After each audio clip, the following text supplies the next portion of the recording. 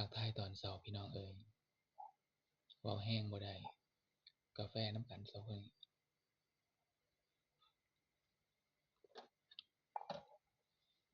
ตื่นแล้วบ่น้อผู้สิลงทะเบียนคนละครึ่งเนาะพี่น้องเอ้ยบ่ทันเขาเจ้าเด้อเนาะมื้อนี้วันที่20มกราอุ๊ยบ่แม่น20ตุลาคม68ขออภัยฟ้าวหลาย20ตุลาคม68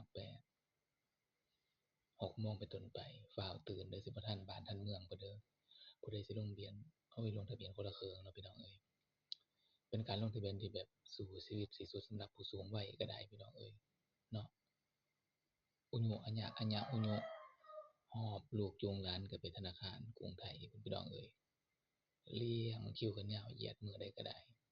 เมื่อวานนี้แฮงหลายวันอาทิตย์วันอาทิตย์เมื่อวานนี้19ที่มาเฮ็ดให้ยากเนาะโครงการคนละครึ่งก็ได้พี่น้องอือแทนที่สิโอนอัตโนมัติโลดตามเลขบัตรประชาชน13หลักของคนไทย16ปีขึ้นไปเนาะยากวุ่นวายอีดุงตุงนังอือโครงการอะไรก็ไม่รู้อย่างกับลงแข่งขันกีฬาอือไม่ไหว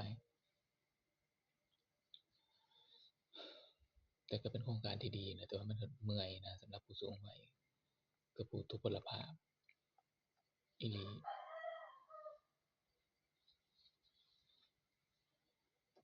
ยืนยันตัวตนแล้วก็แล่นไปธนาคารบัดนี้ตู้เสียบบัตรเสียอีกก็ต้องรอคิวเข้าไปหาเจ้าหน้าที่อีกโอ๊ยยากไปหน้าเป็นโครงการที่ทรหดที่สุดเนาะอีหลีพี่น้องเอ้ยคนละครึ่ง